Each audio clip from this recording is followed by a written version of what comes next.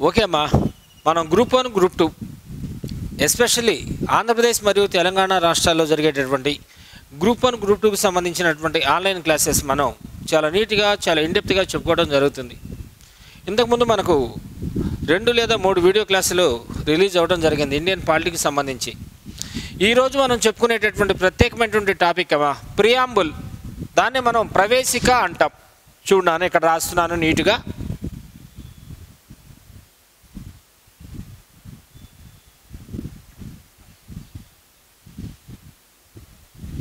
ప్రవేశిక, దీన్ని మనం ఇంగ్లీష్లో ప్రియాంబుల్ అంటాం.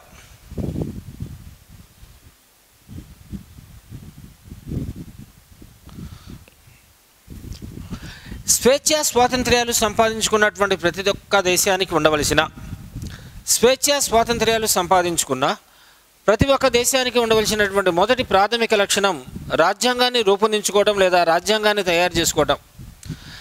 అలానే రాజ్యాంగానికి ఉండవలసినటువంటి ఫస్ట్ ప్రైమరీ ఎలిమెంట్, రాజ్యాంగానికి ఉండవలసినటువంటి మొట్టమొదటి ప్రాథమిక లక్షణమే ప్రవేశిక.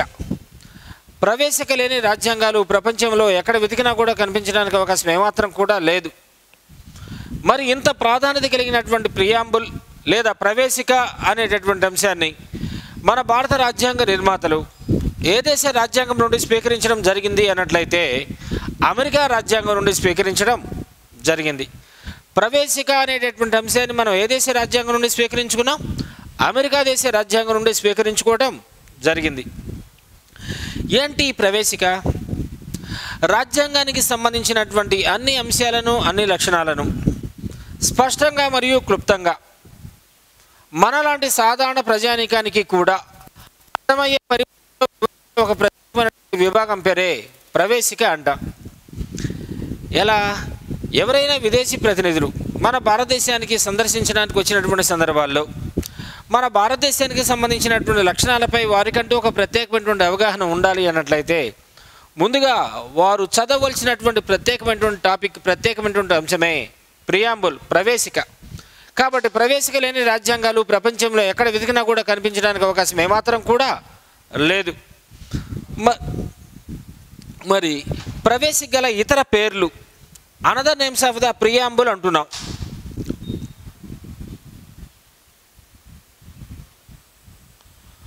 ప్రవేశిక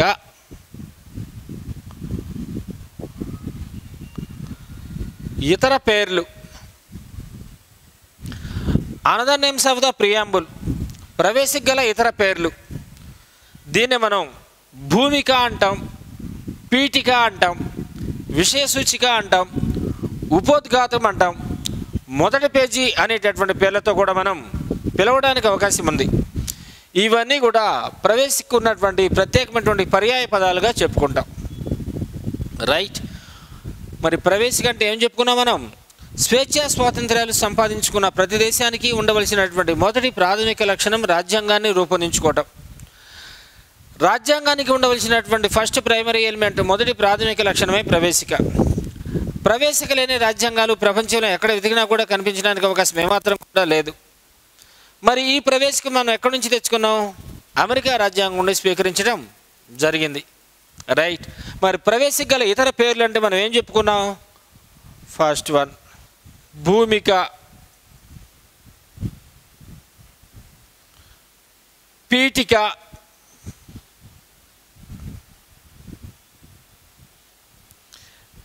విషయ సూచిక,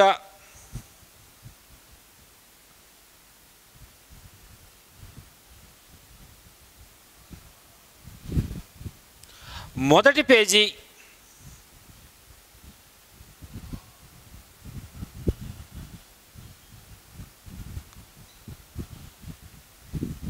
ఉపోద్ఘాతం.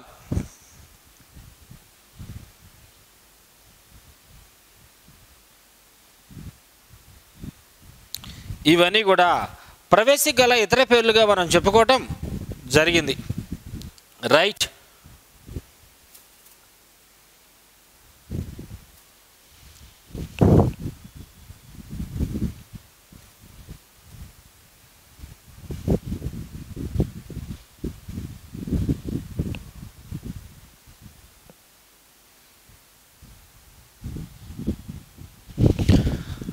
అయితే మన భారత రాజ్యాంగ ప్రవేశికలో ఉన్నటువంటి కొన్ని ముఖ్యమైనటువంటి పదాలు ఒకటి గుర్తుపెట్టుకోవాలమ్మా. ఇక్కడ ప్రవేశిక ఏ పదజాలంతో మొదలవుతుంది? భారత ప్రజలమైనటువంటి మేము భారతదేశ రాజ్యాంగాన్ని సర్వసత్తాక, సామ్యవాద, లౌకిక, ప్రజాస్వామ్య, గణతంత్ర, సామాజిక, ఆర్థిక, న్యాయ అనేటటువంటి అంశాలను మాకు మేమే రూపొందించుకొని దాన్ని మాకు మేమే సమర్పించుకుంటున్నాం అనేటటువంటి పదజాలంతో స్టార్ట్ అవుతుంది ప్రవేశిక. కాబట్టి భారత రాజ్యాంగానికి మూలం ఎవరు అని వాడికి వచ్చిన అడిగినట్లయితే భారత ప్రజలు. అంటే ప్రజల అభిష్టానికి అనుకూలంగా, ప్రజల ఇష్టాలకు అనుగుణంగా, ప్రజల కోరికలకు అనుగుణంగా మాత్రమే భారతదేశ రాజ్యాంగాన్ని రూపొందించడం జరిగింది. అంతేగాని పాలకుల ఇష్టానికి అనుగుణంగా భారత రాజ్యాంగాన్ని రూపొందించడానికి అవకాశం ఏమాత్రం కూడా లేదు. కాబట్టి ప్రవేశిక అనేటటువంటి పదజాలం ఏ పదంతో స్టార్ట్ అవుతుంది? భారత ప్రజలమైనటువంటి మేము, we are the people of India అనేటటువంటి పేరుతో మన భారత రాజ్యాంగ ప్రవేశిక స్టార్ట్ అవ్వడం జరుగుతుంది. ఓకే, కాబట్టి ఇప్పుడు మనం చెప్పేది ప్రవేశిక, దానిలో ఉన్నటువంటి ముఖ్యమైనటువంటి పదాలు మరియు అధికరణలు.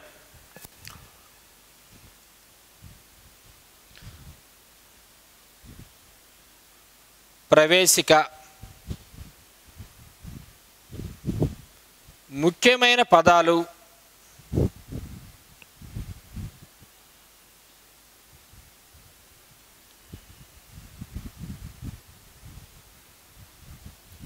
మరియు అధికరణలు అంటే ఆర్టికల్స్.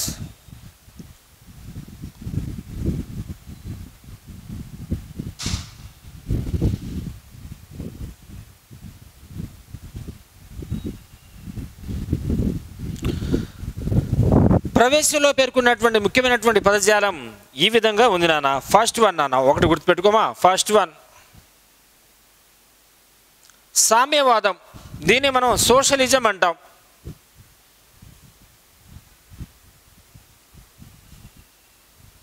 సామ్యవాదం లేదా సంక్షేమ భావన, welfare concept.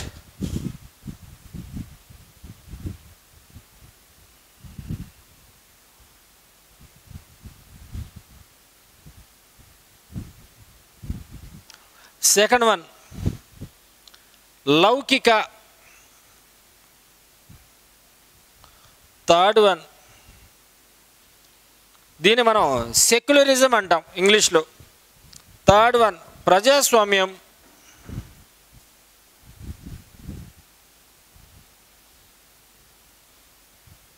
Democracy. 4 గణతంత్రం.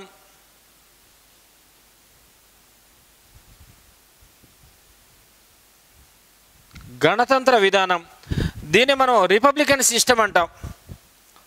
5th one సామాజిక ఆర్థిక న్యాయం.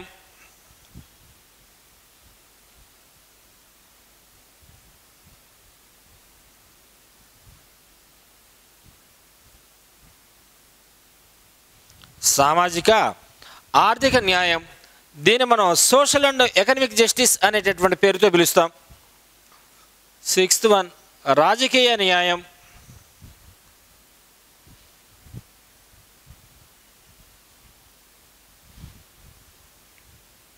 6th వన్ రాజకీయ న్యాయం. ఓకేనా? ఫస్ట్ ఈ 6 పదాల గురించి ఒకసారి పూర్తిగా అర్థం చేసుకోవడానికి ట్రై చేద్దాం, తర్వాత మిగతా పదాలకు వెళ్ళిపోదాం మనం.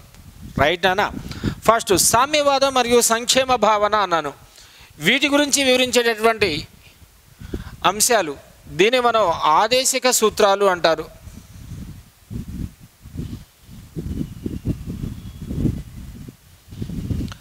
ఆదేశిక సూత్రాల గురించి మన భారత రాజ్యాంగంలోని 4వ విభాగంలో 36 నుండి 51 వరకు ఉన్నటువంటి అధికరణలు ఆదేశిక సూత్రాలకు సంబంధించిన అన్ని అంశాలను గురించి మనకు స్పష్టంగా వివరించడం జరుగుతుంది. ఆర్టికల్స్ ఇక్కడ రాస్తున్నానమ్మా. 36 నుండి 51 వరకు ఉన్నటువంటి అధికరణలు ఆదేశిక సూత్రాలకు సంబంధించినటువంటి అన్ని అంశాల గురించి మనకు స్పష్టంగా వివరించడం జరుగుతుంది. ఫస్ట్ ఇక్కడ ఒక మాట రాశాను చిన్న, సామ్యవాదం అన్నాను, దాన్ని ఇంగ్లీష్లో మనం సోషలిజం అంటాం. అలానే వెల్ఫేర్ కాన్సెప్ట్, దాన్నే తెలుగులో మనం సంక్షేమ భావన. ఈ రెండు అంశాల గురించి వివరించే ప్రత్యేకమైనటువంటి విభాగం ఏది అన్నట్లయితే నాలుగో విభాగం దేనికి సంబంధించింది? Directive principles with state policy. దాన్ని మనం ఆదేశిక సూత్రాలు అంటాము తెలుగులో. ఈ ఆదేశిక సూత్రాల గురించి వివరించేటటువంటి ఆర్టికల్స్ ఎక్కడి నుంచి ఎక్కడి వరకు? According article 36 to 51 articles to be clearly explain about the DPSP. ఆదేశిక సూత్రాలకు సంబంధించినటువంటి అన్ని అంశాల గురించి మనకు స్పష్టంగా వివరించడం జరుగుతుంది. ఇక్కడ అభ్యర్థులు గుర్తించవలసినటువంటి అత్యంత ముఖ్యమైనటువంటి అంశం సోషలిజం, సామ్యవాదం అనేటటువంటి భావాలను లేదా సామ్యవాదం అనేటటువంటి పదాన్ని మొట్టమొదటిసారిగా తన పెదాల ద్వారా ఉచ్చరించినటువంటి వ్యక్తి ఎవరు అంటే ప్లేటో మహాశయుడు. ఎవరు? ప్లేటో. ఆ తర్వాత సామ్యవాద భావాలను ప్రపంచానికి పరిచయం చేసినటువంటి వ్యక్తులు రాబర్ట్ ఓవెన్, చార్లెస్ ఓరియర్. ఈ ముగ్గురిని కూడా మనం ఊహాజనిత లేదా కాల్పనిక సామ్యవాదులు అంటారు. ఇంగ్లీష్లోనే మనం ఇమాజినిస్ట్ సోషలిస్ట్ పర్సన్స్ అనేటటువంటి పేరుతో పిలుస్తాం. ఎందుకు? ఆ రోజుల్లో స్వేచ్ఛా స్వాతంత్రాలు సంపాదించుకున్నటువంటి ప్రతి ఒక్క దేశం కూడా రెండు ఆర్థిక వ్యవస్థలపై మొగ్గు చూపడం జరిగింది. ఒకదాన్ని సామ్యవాద ఆర్థిక వ్యవస్థ అంటాం, రెండో దాన్ని పెట్టుబడిదారి ఆర్థిక వ్యవస్థ అంటాం. కానీ సామ్యవాద ఆర్థిక వ్యవస్థ దేనికి సంబంధించింది? సమాజంలో ఉన్నటువంటి సమసమాజ స్థాపనకు ఉద్దేశించినటువంటి ప్రత్యేకమైనటువంటి భావాలు సామ్యవాద భావాలు. ధనిక పేదరిక వర్గాల మధ్య వ్యత్యాసాలు చూపనటువంటి భావాలు సామ్యవాద భావాలు. ఆర్థిక సమానత్వాన్ని చేకూర్చేటటువంటి భావాలు సామ్యవాద భావాలు. ఆర్థిక అసమానతలను తగ్గించేటటువంటి భావాలు సామ్యవాద భావాలు. కాబట్టి మాట్లాడితే ప్రతి ఒక్క మహాశయుడు, ప్రతి ఒక్క రాజనీతి శాస్త్రవేత్త కూడా కేవలం సామ్యవాద భావాల గురించి మాత్రమే మాట్లాడటం మొదలుపెట్టడం జరిగింది. ఇంత ప్రాధాన్యత కలిగినటువంటి సామ్యవాదం అనేటటువంటి పదజాలాన్ని తన పెదాల ద్వారా మొట్టమొదటిసారిగా ఉచ్చరించినటువంటి వ్యక్తి ఎవరు అంటే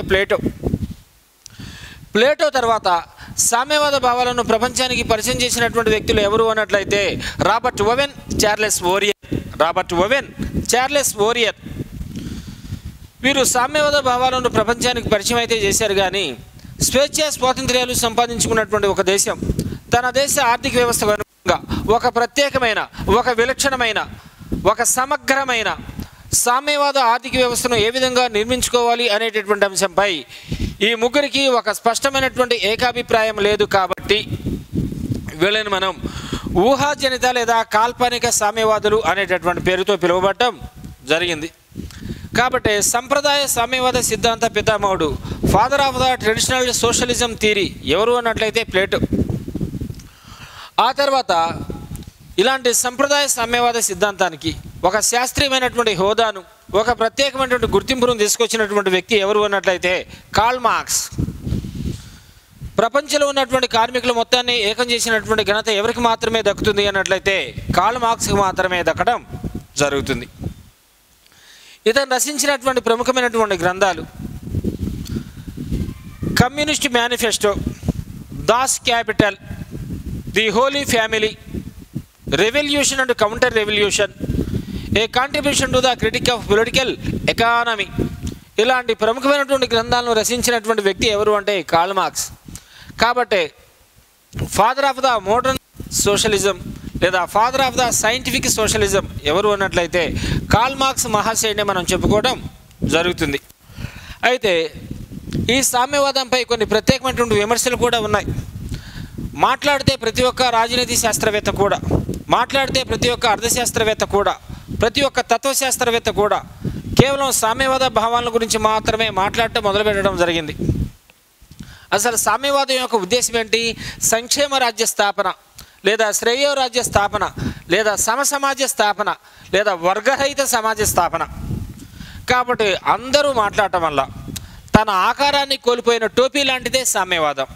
అంటే మాట్లాడితే ప్రతి ఒక్క తత్వవేత్త కూడా కేవలం సామ్యవాద భావాల గురించి మాత్రమే మాట్లాడటం జరగడం జరిగింది. కాబట్టి తన ఆకారాన్ని కోల్పోయిన టోపీ లాంటిదే సామ్యవాదం అని చెప్పినటువంటి వ్యక్తి ఎవరు అంటే సిఈఎం జోడ్. నెక్స్ట్ లౌకిక అంటున్నాను. దీన్ని మనం ఏమన్నాం? ఇంగ్లీష్లో సెక్యులరిజం అంటున్నాం. ఆర్టికల్స్ 25 నుండి 28 వరకు ఉన్నటువంటి అధికరణలు, 25 నుండి 28 వరకు ఉన్నటువంటి ఆర్టికల్స్ దేనికి సంబంధించింది? లౌకిక తత్వానికి సంబంధించినటువంటి అంశాల గురించి మనకు స్పష్టంగా వివరించడం జరుగుతుంది. లౌకిక రాజ్యం అంటే ఏంటి? మత ప్రమేయం లేనటువంటి రాజ్యాన్నే మనం లౌకిక రాజ్యం అంటాం. మన భారతదేశం లౌకిక రాజ్యమా? అవునా కాదా? లౌకిక రాజ్యం. మన భారతదేశంలో అనేక మతాలు ఉన్నప్పటికీ ఏ ఒక్క మతానికి ఎక్కువ ప్రాధాన్యత కానీ తక్కువ గుర్తింపు కానీ ఇవ్వడానికి అవకాశం ఏమాత్రం కూడా లేదు. అలానే మన భారత ప్రభుత్వం గుర్తింపు పొందినటువంటి అధికార మతం అంటూ కూడా ఏది లేదు. ఇక్కడ అన్ని మతాలకు ఒకే రకమైనటువంటి సమానమైనటువంటి ప్రాధాన్యతను కల్పించడం జరిగింది మన భారత రాజ్యాంగ నిర్మాతలు. కాబట్టి ఇలాంటి లౌకిక తత్వాన్ని గురించి వివరించే విభాగం ఎన్నోది అన్నట్లయితే 3వ విభాగం. ఆర్టికల్స్ ఎక్కడి నుంచి ఎక్కడి వరకు ఉన్నట్లయితే 25 నుండి 28 వరకు ఉన్నటువంటి అధికరణలు. 28వ ఆర్టికల్ని బేసిక్గా తీసుకున్నట్లయితే ప్రతి ఒక్క వ్యక్తి కూడా తన అంతరాత్మ ప్రబోధాన్ని అనుసరించి తనకు నచ్చినటువంటి మతాన్ని స్వీకరించవచ్చు. 26వ ఆర్టికల్ 26వ అధికరణం ప్రకారం తన మతాన్ని ప్రచారం చేసుకోవడాన్ని లేదా తన మతాన్ని అభివృద్ధి చేసుకోవడానికి అనేక రకాలైనటువంటి మత సంబంధమైనటువంటి కార్యకలాపాలను నిర్వహించుకోవచ్చు. అయితే మనం చేసేటటువంటి ఇలాంటి మత సంబంధమైనటువంటి కార్యకలాపాలు ఇతర మతస్థుల నైతిక మనోభావాలను ఎలాంటి సందర్భాల్లో కూడా కించపరిచే విధంగా కానీ తగ్గించే విధంగా కానీ ఉండకూడదు. 27వ ఆర్టికల్ మత ప్రాతిపదికపై ఎవరు ఎలాంటి పన్నులు విధించడానికి అవకాశం ఏమాత్రం కూడా లేదు. 28వ అధికరణం విద్యాలయాల్లో ఎలాంటి మత బోధన చేయరాదు. కాబట్టి మన భారతదేశాన్ని లౌకిక రాజ్యం అని చెప్పుకోవడానికి అవకాశం ఉందా లేదా? ఉంది. రైట్. నెక్స్ట్ ప్రజాస్వామ్యం. 326వ అధికరణం 326వ అధికరణం ఏమని చెప్పుకున్నాం? డెమోక్రటిక్ సిస్టమ్ లేదా ప్రజాస్వామ్యం. వాస్తవంగా ప్రజాస్వామ్య ప్రభుత్వాలు మనం ఎన్ని రకాలుగా వర్గీకరించుకోవడం జరిగింది అన్నట్లయితే 2 రకాలుగా వర్గీకరించుకోవడం జరిగింది. Democracy governments are again classification to the 2 types. One is directive democracy, second one is indirective democracy. ఒకదాన్ని ప్రత్యక్ష ప్రజాస్వామ్యం అంటాం, రెండో దాన్ని పరోక్ష లేదా ప్రాతినిధ్య ప్రజాస్వామ్యం అనేటటువంటి పేరుతో పిలుస్తాం. మరి ప్రజాస్వామ్యంలో ప్రభుత్వాలు ఏర్పాటు అవ్వాలి అంటే ప్రజలందరూ తప్పనిసరిగా తమకున్నటువంటి ఓటు హక్కుని వినియోగించుకోవాలి. దాన్నే మనం సార్వజనీన వయోజన ఓటు హక్కు అంటాం.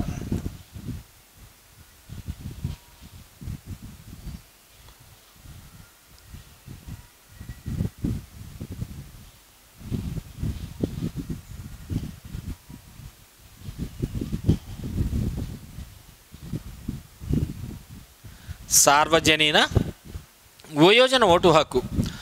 రాజ్యాంగం ప్రారంభంలో నిర్ణయిత వయోపరిమితి ఎంత అన్నట్లయితే ఓటు హక్కుకు ఉన్నటువంటి నిర్ణయిత వయోపరిమితి 21 సంవత్సరాలు. అయితే 1888వ సంవత్సరంలో 61వ రాజ్యాంగ సవరణ చట్టం ద్వారా ఈ వయోపరిమితిని 21 సంవత్సరాల నుండి 18 సంవత్సరాలకు తగ్గించడం జరిగింది. ఈ 61వ రాజ్యాంగ సవరణ చట్టం 1989 నుండి అమలవుతుంది. 1989 నుండి అమలవుతుంది. ఫలితంగా మన భారతదేశంలో 18 సంవత్సరాలు నిండినటువంటి ప్రతి ఒక్క భారతీయ పౌరుడు కూడా తనకు నచ్చినటువంటి పార్టీకి, తనకు నచ్చినటువంటి ప్రజాప్రతినిధికి ఓటు హక్కును వినియోగించుకొని తమకు కావలసినటువంటి ప్రతినిధిని ఎన్నుకోవడానికి అవకాశాన్ని కల్పించే ప్రత్యేకమైనటువంటి ఆర్టికలే అకార్డింగ్ ఆర్టికల్ 326. నెక్స్ట్ గణతంత్ర విధానం. దీన్ని మనం రిపబ్లికన్ సిస్టమ్ అంటాం. 54వ ఆర్టికల్ దేనికి సంబంధించింది? 54 భారత రాష్ట్రపతికి సంబంధించినటువంటి ప్రత్యేకమైనటువంటి ఆర్టికలే అకార్డింగ్ ఆర్టికల్ 54. ఓకే. భారత రాష్ట్రపతి ఏ విధంగా ఎన్నికవుతాడు? నైష్పత్తిక ప్రాతినిధ్య పద్ధతిలో ఉన్నటువంటి ఒక ఓటు బదలాయింపు సూత్రం ప్రకారం పరోక్షంగా ఎన్నుకోవడం జరుగుతుంది. దీన్నే మనం రిపబ్లికన్ సిస్టమ్ అంటున్నాను. కొంచెం క్లియర్గా వినండి. మన భారతదేశ రాజ్యాంగం ఎప్పటి నుండి ఫోర్స్లోకి వచ్చింది? 1950 జనవరి 26 నుండి అమల్లోకి వచ్చింది. ఇక నుండి అనగా 1950 జనవరి 26వ తారీఖు నుండి భారతదేశాన్ని పాలించేటటువంటి అధిపతులు ప్రజల ద్వారా ప్రత్యక్షంగా కానీ పరోక్షంగా కానీ ఎన్నికైనటువంటి అధిపతులు మాత్రమే దేశాన్ని పరిపాలిస్తారు అని చెప్పడాన్ని మనం రిపబ్లికన్ సిస్టమ్ లేదా గణతంత్ర విధానం అనేటటువంటి పేరుతో పిలుస్తాం. ప్రజల ద్వారా ప్రత్యక్షంగా ఎన్నికైనటువంటి వ్యక్తులు ఎవరు? ప్రధానమంత్రి. పరోక్షంగా ఎన్నికైనటువంటి అభ్యర్థులు ఎవరు? రాష్ట్రపతి. వీరిద్దరు మాత్రమే భారతదేశాన్ని పరిపాలించడానికి అవకాశం ఉంటుంది. ఇంతకుముందు అమల్లో ఉన్నటువంటి వారసత్వ విధానాలకు, వారసత్వ సిద్ధాంతాలకు పూర్తిగా స్వస్తి పలకడం జరిగింది.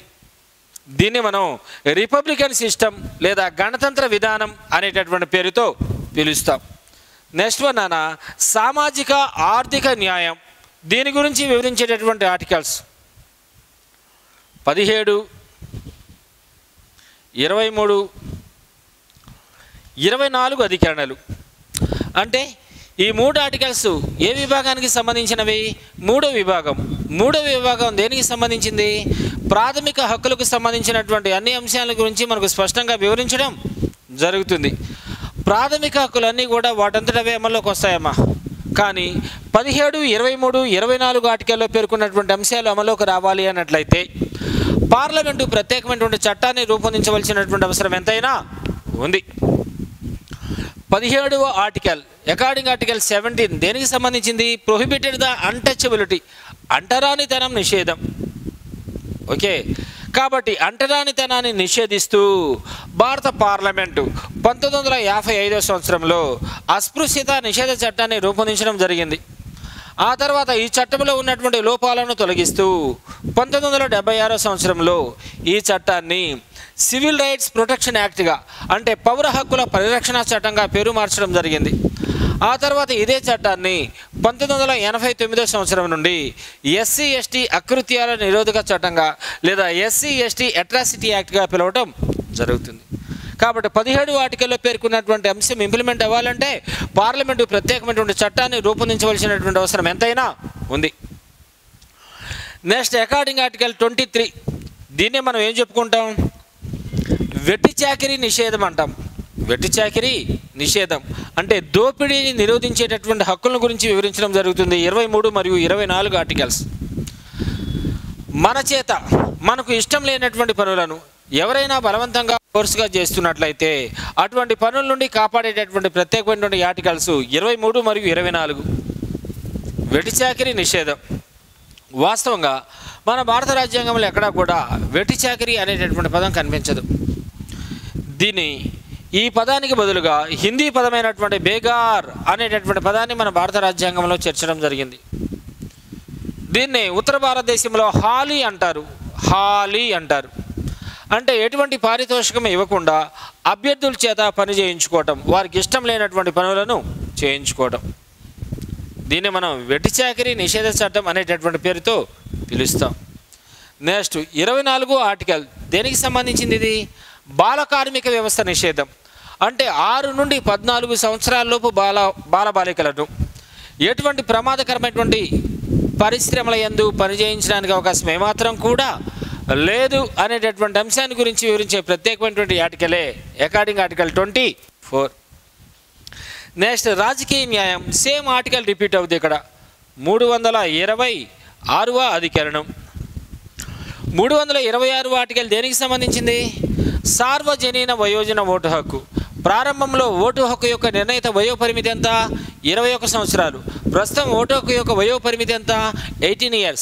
18 సంవత్సరాలు నిండినటువంటి ప్రతి ఒక్క భారతీయ పౌరుడు కూడా ఎటువంటి జాతి, కుల, మత, ప్రాంత, వర్ణ, వర్గ, లింగ వివక్షతను పాటించకుండా కేవలం వయస్సును మాత్రమే ప్రాతిపదికగా తీసుకొని మన భారత రాజ్యాంగం మనకి వయోజన ఓటు హక్కును కల్పించడం జరిగింది. నెక్స్ట్ వన్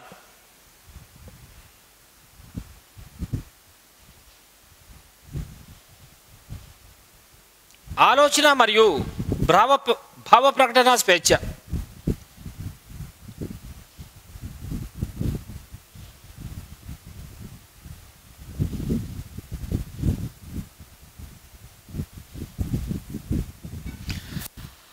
ఆలోచన మరియు భావ ప్రకటన స్వేచ్ఛ. నెక్స్ట్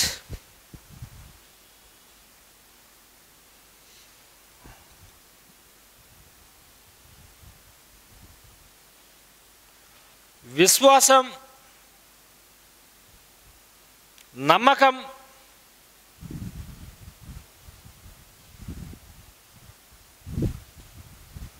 ఆరాధనా స్వేచ్ఛ, వర్షిప్ ఫ్రీడమ్ అంటాం.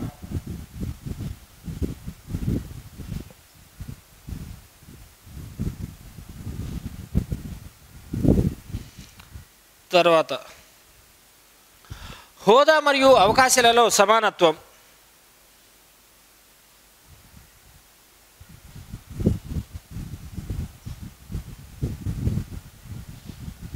హోదా మరియు అవకాశాలలో సమానత్వం,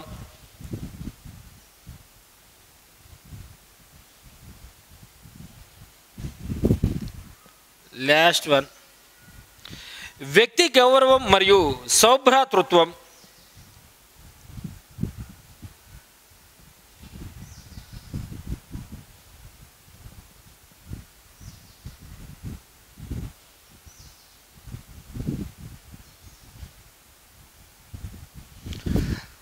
ఆలోచన మరియు భావ ప్రకటన స్వేచ్ఛ, వివరించే ఆర్టికల్స్ 19, విశ్వాసం, నమ్మకం, ఆరాధన స్వేచ్ఛ 25, హోదా అవకాశాలలో సమానత్వం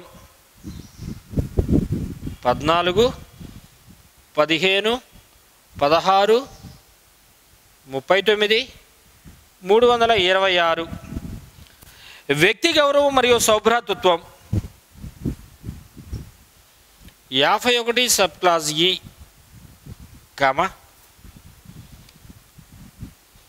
42, 43 అధికరణలు, 42, 43 అధికరణలు. ఫస్ట్ వన్ ఆలోచన మరియు భావ ప్రకటన స్వేచ్ఛ. వాస్తవంగా భారత రాజ్యాంగంలోని 19వ అధికరణం భారత ప్రజలకు మొదటిసారిగా 7 రకాలుగా స్వేచ్ఛా స్వాతంత్ర్యాలను అందించడం జరిగింది. వాటి మనం సప్త స్వేచ్ఛలు అనేవాళ్ళం.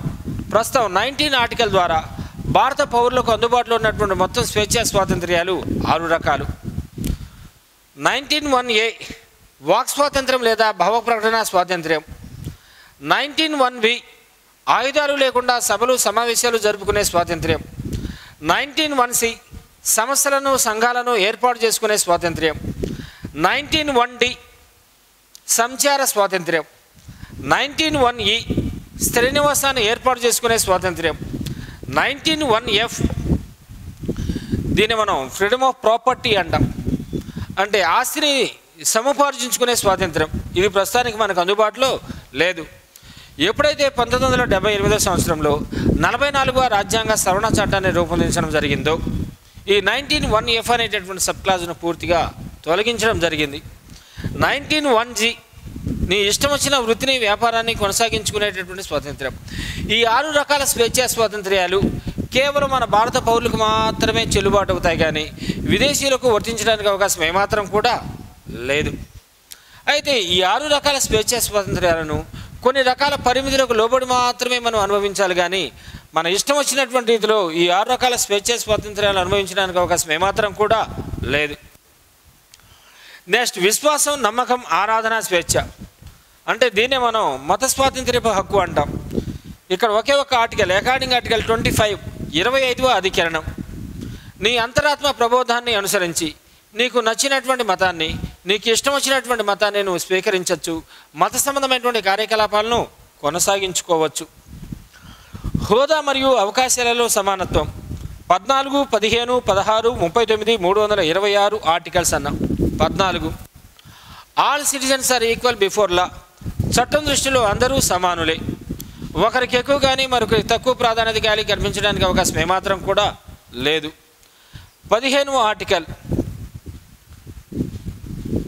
అధికారంలో ఉన్నటువంటి ప్రభుత్వాలు దేశంలో నివసిస్తున్నటువంటి ప్రజల మధ్య జాతి, కుల, మత, ప్రాంత, పుట్టుక, లింగం మొదలైనటువంటి వ్యత్యాసాల కారణంగా ఎటువంటి వ్యత్యాసాలు చూపరాదు. 16వ అధికరణం ప్రభుత్వ ఉద్యోగాలలో ప్రజలందరికీ సమానమైనటువంటి అవకాశాలు. 39వ అధికరణం స్త్రీలు పురుషులు ఇద్దరు ఒకే రకమైనటువంటి పనిచేస్తున్నట్లయితే ఇద్దరికీ ఒకే రకమైనటువంటి వేతన సౌకర్యాన్ని ఏర్పాటు చేయాలి. ఒకరికి ఎక్కువ మరొకరికి తక్కువ వేతనాన్ని ఇవ్వడానికి అవకాశం ఏమాత్రం కూడా లేదు. 326వ ఆర్టికల్ ఇప్పటికే పైన 2 సార్లు వచ్చింది. దాన్ని మనం వయోజన ఓటు హక్కు లేదా సార్వజనీన వయోజన ఓటు హక్కు అంటాం. దీన్నే ఇంగ్లీష్లో యూనివర్సల్ అడల్ట్ ఫ్రాంచైజ్ సిస్టమ్ అనేటటువంటి పేరుతో పిలుస్తాం. నెక్స్ట్, వ్యక్తి గౌరవం మరియు సౌభ్రాతృత్వం. According article 51 sub clause E, 42 and 43, 51లోని సబ్ క్లాస్ E ఏం చెప్తుంది? దేశంలో నివసిస్తున్నటువంటి పౌరులందరి మధ్య సోదర భావాన్ని పెంపొందించాలి, సౌభ్రాతృత్వాన్ని పెంపొందించాలి. 42వ అధికరణం పనిచేసే చోట అనుకూలమైనటువంటి వాతావరణాన్ని కల్పించాలి. 43వ అధికరణం విశ్రాంతితో కూడినటువంటి ఉపాధి, గౌరవంతో కూడినటువంటి వేతన సౌకర్యాల్ని అధికారంలో ఉన్నటువంటి ప్రభుత్వాలే ప్రజలందరికీ అందుబాటులో ఉంచాలి అనేటటువంటి అంశాన్ని గురించి వివరిస్తుంది 43వ అధికరణం. ఇవే మన భారత రాజ్యాంగ ప్రవేశికలో పొందుపరచబడిన కొన్ని ముఖ్యమైనటువంటి పదాలు మరియు వాటికి సంబంధించినటువంటి ఆర్టికల్స్. అయితే ఎప్పుడైతే 1973 సంవత్సరంలో కేశవానంద భారతి వివాదంలో సుప్రీంకోర్టు ప్రత్యేకమైనటువంటి తీర్పును ప్రకటించడం జరిగిందో, మన భారత రాజ్యాంగ ప్రవేశికను కేవలం ఒక్కసారి మాత్రమే సవరించడం జరిగింది. అది కూడా ఎప్పుడు? 1976 సంవత్సరంలో చేసిన 42వ రాజ్యాంగ సవరణ చట్టం ద్వారా సామ్యవాద, లౌకిక, ప్రజాస్వామ్య, గణతంత్ర, సమగ్రత అనేటటువంటి పదాలను అదనంగా యాడ్ చేయడం జరిగింది మన భారత రాజ్యాంగ ప్రవేశికకు. దీన్నే రాజ్యాంగ ప్రవేశికకు చేసినటువంటి మొదటి మరియు చివరి రాజ్యాంగ సవరణ చట్టంగా పేర్కొనడం జరుగుతుంది. ఓకే, ప్రవేశికపై వచ్చినటువంటి ముఖ్యమైనటువంటి వివాదాలు.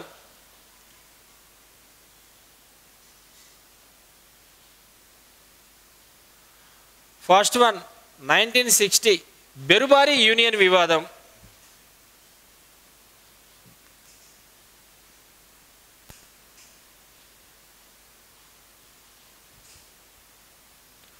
(1973) కేశవానంద భారతి వివాదం.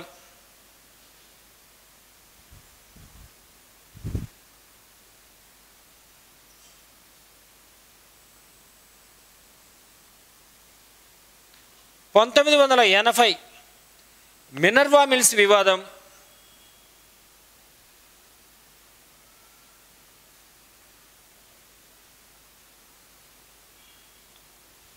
1994 ఎస్ఆర్ బొమ్మై వివాదం.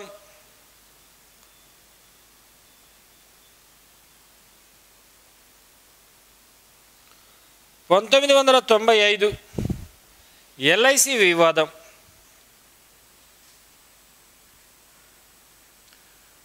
ఇవన్నీ కూడా భారత రాజ్యాంగ ప్రవేశికపై వచ్చిన కొన్ని ముఖ్యమైనటువంటి వివాదాలుగా పేర్కొనడం జరుగుతుంది. బెరుబారి యూనియన్ వివాదంలో మన భారతదేశ అత్యున్నత న్యాయస్థానమైనటువంటి సుప్రీంకోర్టు ఇచ్చినటువంటి ప్రత్యేకమైన విలక్షణమైనటువంటి తీర్పు. ప్రవేశిక భారత రాజ్యాంగంలో అంతర్భాగం కాదు. తర్వాత 73 కేశవానంద భారతి వివాదం, 80 మినర్వా మిల్స్ వివాదం, 94 ఎస్ఆర్ బొమ్మై వివాదం, 95 ఎల్ఐసి వివాదాల్లో అత్యున్నత న్యాయస్థానమైనటువంటి సుప్రీంకోర్టు ఇచ్చినటువంటి ప్రత్యేకమైనటువంటి తీర్పు ప్రవేశిక భారత రాజ్యాంగంలో అంతర్భాగమే. కాబట్టి భారత రాజ్యాంగ ప్రవేశిక ఏ పదజాలంతో మొదలవుతుంది? భారత ప్రజలమైనటువంటి మేము అనేటటువంటి పదజాలంతో మొదలవుతుంది. ఇది ప్రవేశికకు సంబంధించిన కొన్ని ముఖ్యమైనటువంటి అంశాలు. రైట్.